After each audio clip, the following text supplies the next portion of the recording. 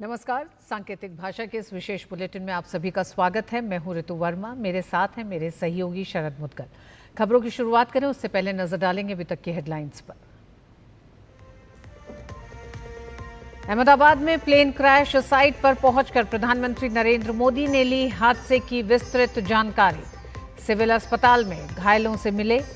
विमान हादसे में एकमात्र जीवित बचे यात्री विश्वास कुमार का लिया हालचाल।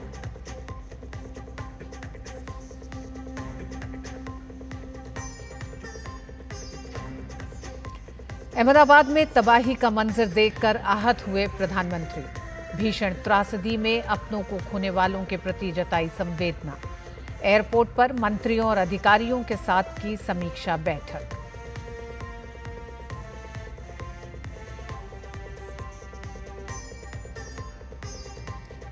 गुजरात के दिवंगत पूर्व सीएम विजय रूपानी के परिवार से मिले प्रधानमंत्री मोदी। जताया शोक। गुजरात के विकास में उनके योगदान को किया याद। कहा उन्होंने हर भूमिका में खुद को किया प्रतिष्ठित।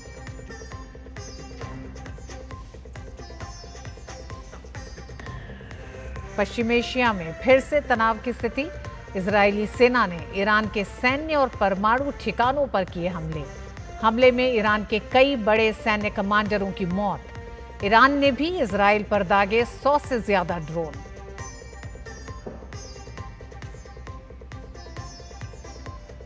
और उत्तर भारत में प्रचंड गर्मी का प्रकोप जारी। दिल्ली से लेकर राजस्थान तक लोगों का हाल बेहाल। दिल्ली के लिए आज ऑरेंज अलर्ट, वहीं राजस्थान, पंजाब, हरियाणा में लू का रेड अलर्ट।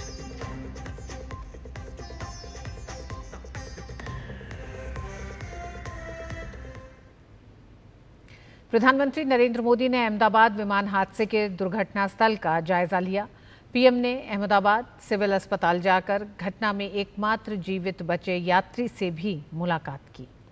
पीएम ने हादसे की चपेट में आकर घायल हुए अन्य लोगों का भी हालचाल जाना। पीएम ने एक उच्च स्तरीय समीक्षा बैठक की अध्यक्षता भी की। अहमदाबाद विमान हादसे के बाद जमीनी हालात की जानकारी और स्थिति की समीक्षा के लिए प्रधानमंत्री नरेंद्र मोदी शुक्रवार को घटनास्थल पहुंचे। पीएम ने शीर्ष अधिकारियों से घटना की बारीकी से जानकारी ली।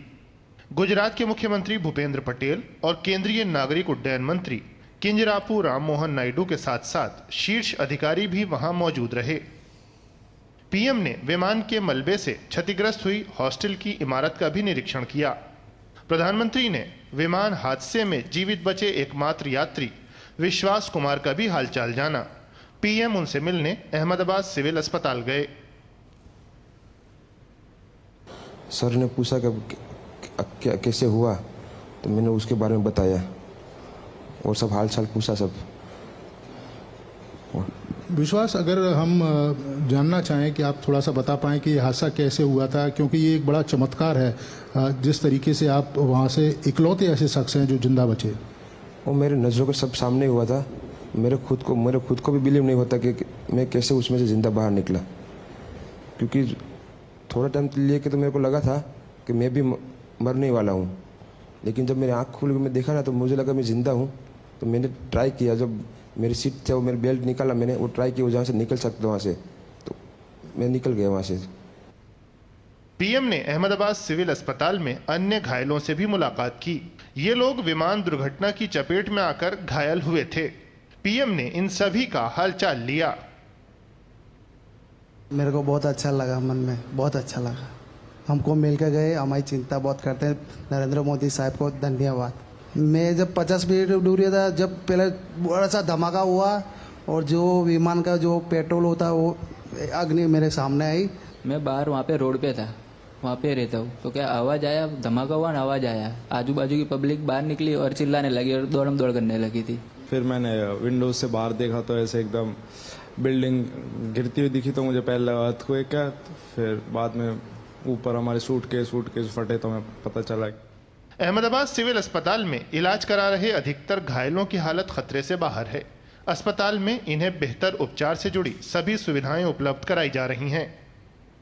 लोगों को इमीडिएटली सारवार दी गई और मैं कहूँगा कि ये लोग अभी जो आज है, कल जब दाखिल हुए थे उससे लेकर आज बेटर भी है, इम्प्रूव हो रहे हैं एंड दे आर प्रॉबेबली एक पेशेंट हमारा अभी आईसीयू में है और बाकी के पेशेंट 6 पेशेंट बर्न्स वार्ड में है जिनको थोड़ा बहुत बर्न्स है, उसमें एक पेशेंट को ज़्यादा बर्न्स है। इस दोनों को छोड़ने के बाद बाकी सारे आउट ऑफ डेंजर है। प्रधानमंत्री ने अहमदाबाद हवाई अड्डे पर एक समीक्षा बैठक भी की। बैठक में मंत्री और शीर्ष अधिकारी शामिल हुए। पीएम ने इस दुखद हादसे के पीड़ितों के प्रति संवेदना व्यक्त की। नीरज के साथ ब्यूरो रिपोर्ट, डीडी न्यूज। हादसे और हालात की पूरी जानकारी लेने के बाद प्रधानमंत्री मोदी ने एक्स पर जानकारी दी। उन्होंने लिखा कि आज अहमदाबाद में दुर्घटना स्थल का दौरा किया। तबाही का मंजर दुखद है। अधिकारियों और टीमों से मुलाकात की जो घटना के बाद अथक परिश्रम कर रहे हैं। हमारी संवेदनाएं उन लोगों के साथ हैं जिन्होंने इस अकल्पनीय त्रासदी में अपने प्रियजनों को खो दिया है। अहमदाबाद विमान हादसे में गुजरात के पूर्व सीएम विजय भाई रूपानी का निधन हो गया है। प्रधानमंत्री नरेंद्र मोदी ने विजय भाई रूपानी के परिजनों से मुलाकात की। उन्होंने विजय भाई रूपानी के निधन पर दुख जताते हुए कहा कि चुनौतीपूर्ण समय के दौरान हमने कंधे से कंधा मिलाकर काम किया था।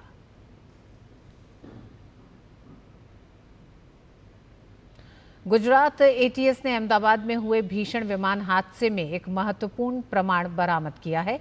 टीम ने हादसे के स्थल से विमान का फ्लाइट डाटा रिकॉर्डर डीवीआर बरामद कर लिया है। ये डीवीआर विमान दुर्घटना के कारणों का पता लगाने में अहम भूमिका निभाएगा। डीवीआर बोइंग 787 ड्रीमलाइनर विमान के मलबे के बीच पाया गया। कभी कभी लोग ट्रैफिक या अन्य दूसरी वजहों से एयरपोर्ट पर समय पर नहीं पहुंच पाते और फ्लाइट छूटने के बाद लाजमी है कि लोग परेशान हो जाते हैं। लेकिन अहमदाबाद एयरपोर्ट पहुंचने में 10 मिनट की देरी भूमि चौहान के लिए वरदान साबित हो गई। भूमि को कल एयर इंडिया की फ्लाइट से अहमदाबाद से लंदन जाना था। भूमि ने कहा, जब उन्हें पता चला कि फ्लाइट दुर्घटनाग्रस्त हो गई है तो वो पूरी तरह स्तब्ध रह गई।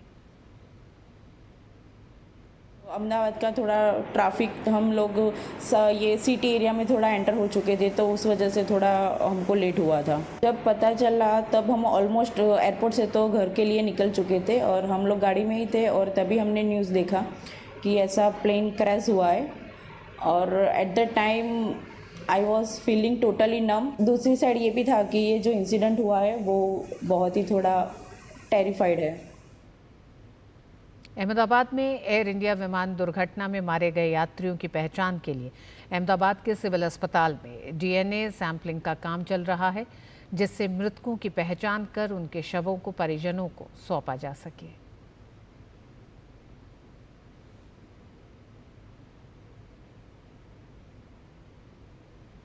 अहमदाबाद विमान हादसे के बाद से सोशल मीडिया पर एक वीडियो वायरल किया जा रहा है। ये वीडियो एक इमारत में लगी आग का है, जिसे अहमदाबाद में हुए विमान हादसे से जोड़कर साझा किया जा रहा है।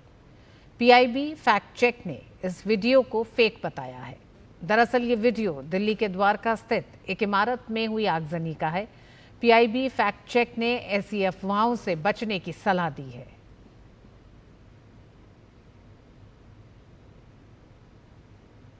अहमदाबाद विमान हादसे को लेकर एयर इंडिया के स्वामित्व वाली कंपनी टाटा ग्रुप ने मृतकों के परिजनों को 1-1 करोड़ रुपए का मुआवजा देने की घोषणा की है।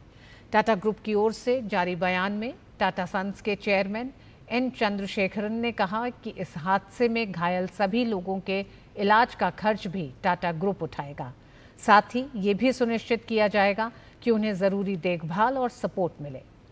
टाटा ग्रुप के बयान में आगे कहा गया है कि इसके अतिरिक्त टाटा ग्रुप बीजे मेडिकल छात्रावास के निर्माण में भी सहायता प्रदान करेगा। अहमदाबाद विमान हादसे के बाद बोइंग के सीईओ केली आर्टबर्ग ने कहा है कि हम एयर इंडिया फ्लाइट 171 में सवार यात्रियों और चालक दल के सदस्यों के प्रियजनों के साथ साथ अहमदाबाद में प्रभावित सभी लोगों के प्रति गहरी संवेदना व्यक्त करते हैं। उन्होंने Air India chairman N Chandrasekaran से बात की और पूरा समर्थन देने का आश्वासन दिया है।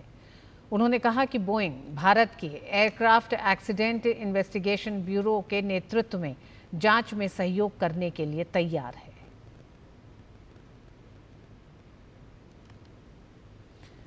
अहमदाबाद में विमान हादसे को लेकर भारतीय चिकित्सा संघ (IMA) गुजरात के अध्यक्ष डॉक्टर मेहुल शाह ने कहा है कि 100 से अधिक डॉक्टरों ने तत्काल अस्पताल परिसर पहुंचकर राहत कार्यों में सरकार का सहयोग किया। उन्होंने इस दौरान कहा कि हम इस त्रासदी में एकजुट होकर काम कर रहे हैं। ये एक दुर्भाग्यपूर्ण घटना है, लेकिन हम पूरी संवेदनशीलता और समर्पण से राहत और बचाव कार्य में लगे हैं।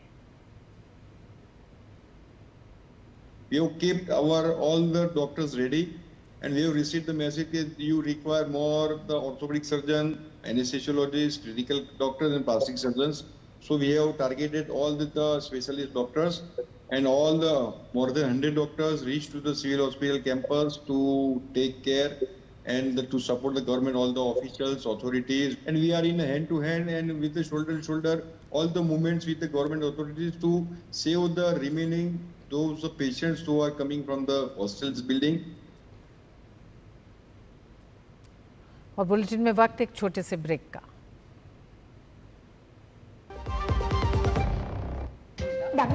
हाँ। ये प्रीमियम क्या होता है? बेटा प्रीमियम मतलब समझ लो पेट्रोल। जब तक कार में पेट्रोल है तब तक कार चलेगी, पेट्रोल खत्म कार स्टॉप। पर पापा इस बार पेट्रोल खत्म होने पर भी कार चलती रहेगी। वो कैसे? LIC के जीवन लाभ में प्रीमियम पेमेंट हो जाए स्टॉप, पर पॉलिसी के फायदे चलते रहते हैं। मतलब अब लाइफ की गाड़ी चलेगी नॉन स्टॉप। LIC हर पल आपके साथ। जब धरती चीर कर निकलता है लोहे का पत्थर और मिलता है मोंगिया के जोश से, फिर तपता है, पिघलता है और बनता है फौलाद। अब होता है सरिया सारी खूबियों के साथ। मोंगिया स्टील, मजबूत देश का मजबूत सरिया। जो लक्ष्य चुना था समझ आने लगा है। GLA यूनिवर्सिटी, उच्च लक्ष्य की निश्चित प्राप्ति। महाराष्ट्र की एम्स नागपुर में एम्स कॉन्क्लेव की शुरुआत हुई, जिसमें स्वास्थ्य मंत्री JP नड्डा बतौर मुख्य अतिथि शामिल हुए। कार्यक्रम में देश भर के एम्स संस्थानों के कार्यकारी निदेशक और वरिष्ठ प्रशासक चिकित्सा, शिक्षा, अस्पताल सेवाओं, अनुसंधान पर चर्चा और अनुभवों को साझा करने के लिए एक मंच पर साथ आए। केंद्रीय मंत्री ने कार्यक्रम को वर्चुअली संबोधित करते हुए कॉन्क्लेव को संस्थागत सहयोग, स्वास्थ्य सेवा में डिजिटल परिवर्तन को बढ़ावा देने के लिए महत्वपूर्ण बताया। केंद्रीय मंत्री ने कहा कि ये काफी हर्ष का विषय है कि एम्स नागपुर ने यह कार्यक्रम आयोजित किया है।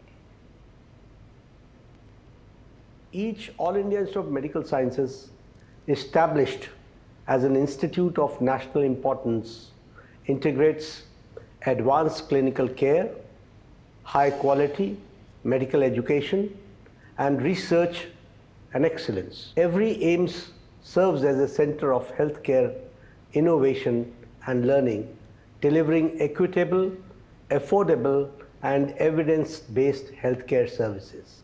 I am happy that AIIMS Nagpur has taken a lead and is organizing the first conclave on best practices today.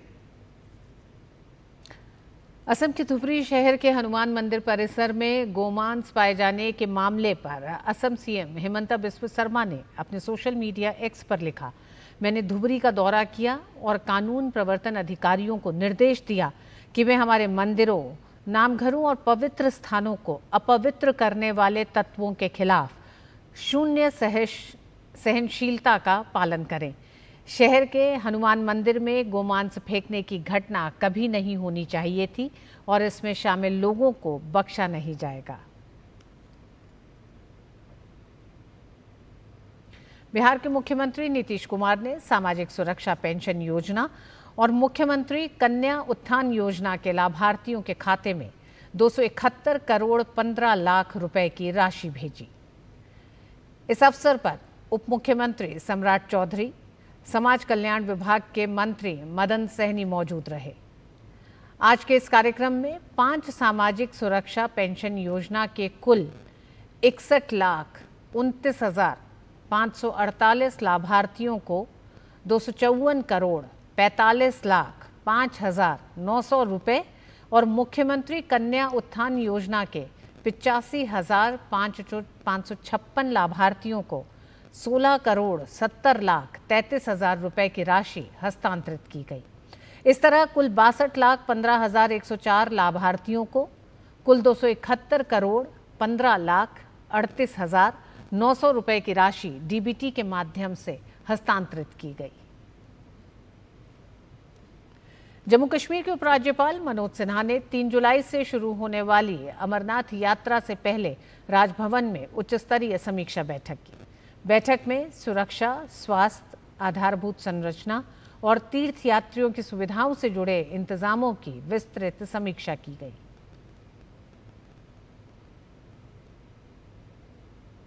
Odisha के मलकानगिरी में पुलिस ने नक्सल ऑपरेशन में बड़ी सफलता हासिल की है।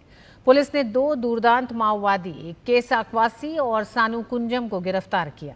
माओवादियों के पास से भारी मात्रा में हथियार और नक्सली साहित्य बरामद किया गया। गुप्त सूचना के आधार पर पुलिस ने सोडीगुड़ा और तेंतुलीगुड़ा के जंगलों में सर्च ऑपरेशन शुरू किया। सर्च अभियान के दौरान नक्सलियों ने सुरक्षा बलों पर फायरिंग शुरू कर दी। जवाबी कार्रवाई में पुलिस ने भी गोलीबारी की और इसी दौरान कुछ माओवादी फरार हो गए, जबकि 2 माओवादी पुलिस के हत्थे चढ़ गए। भारत और मंगोलिया के बीच 17वां संयुक्त सैन्य अभ्यास मंगोलिया की राजधानी उलानबटोर में चल रहा है। इस सैन्य अभ्यास को नोमैडिक एलिफेंट 2025 नाम दिया गया है। इस अभ्यास में अर्धशहरी और पर्वतीय क्षेत्रों में गैर पारंपरिक अभियान चलाने पर ध्यान केंद्रित किया गया है। भारत और मंगोलिया के बीच गहरी साझेदारी को दर्शाते हुए इस अभ्यास ने क्षेत्रीय शांति, स्थिरता और सैन्य सहयोग के प्रति साझा प्रतिबद्धता को रेखांकित किया। 31 मई से शुरू हुए अभ्यास का आज समापन हो गया है। मेघालय में हुए राजा रघुवंशी हत्याकांड मामले में आरोपियों से पुलिस रिमांड के खत्म होने तक पूछताछ जारी रखेगी।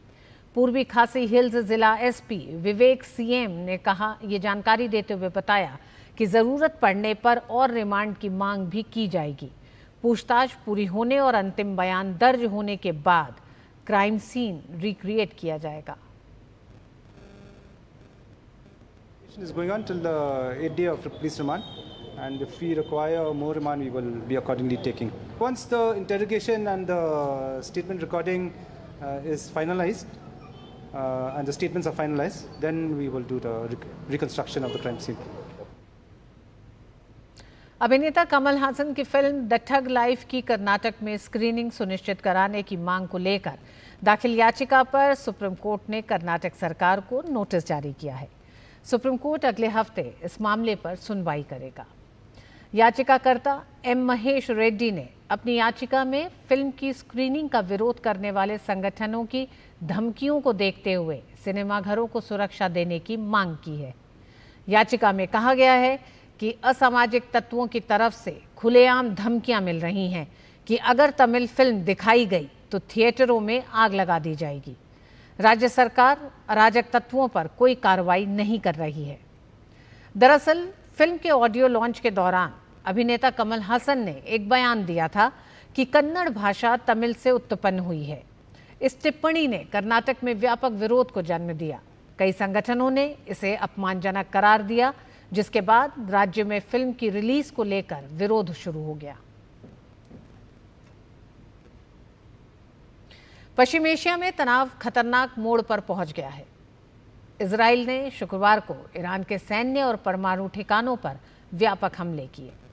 राजधानी तेहरान समेत कई रणनीतिक स्थानों को निशाना बनाया गया। इजराइल ने कहा कि उसने तेहरान को परमाणु हथियार बनाने से रोकने के लिए अपने अभियान की शुरुआत की है।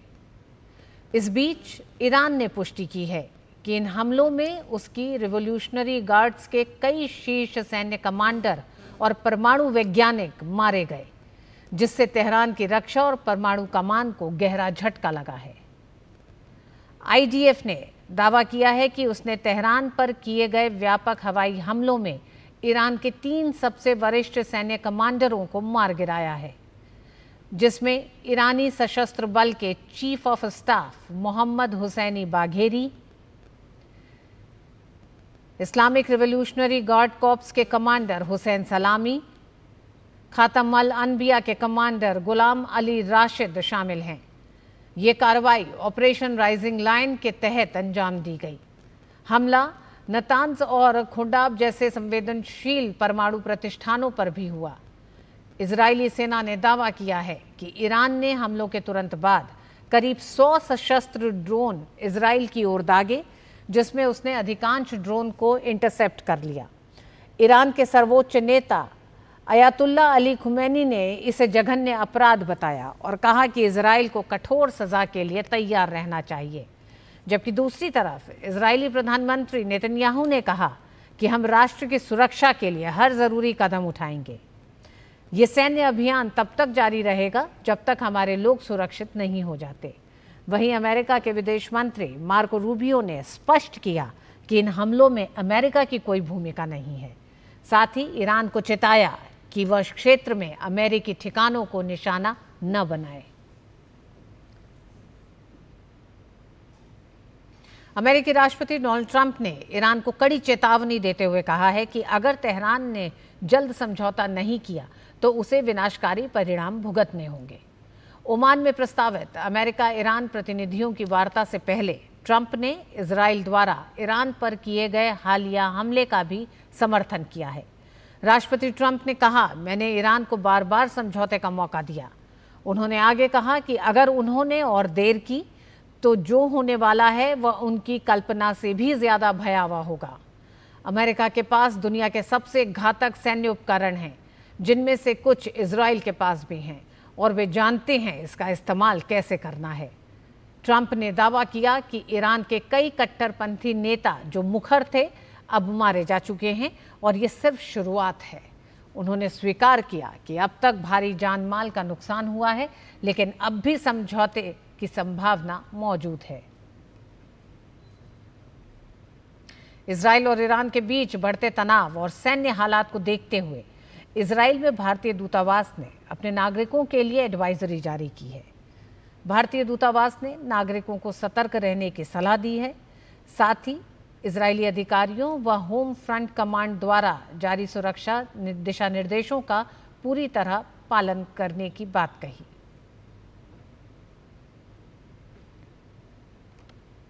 और ईरान में वर्तमान स्थिति को देखते हुए भारतीय दूतावास ने ईरान में रहने वाले भारतीय नागरिकों के लिए एक एडवाइजरी जारी की है। भारतीय दूतावास ने कहा है कि ईरान में सभी भारतीय नागरिकों और भारतीय मूल के व्यक्तियों से अनुरोध है कि वे सतर्क रहें, सभी अनावश्यक गतिविधियों से बचें, दूतावास के सोशल मीडिया अकाउंट का अनुसरण करें और स्थानीय अधिकारियों द्वारा दी गई सलाह के अनुसार सुरक्षा प्रोटोकॉल का पालन करें। और इस बुलेटिन में बस इतना ही। मुझे और शरद को दीजिए अनुमति। नमस्कार।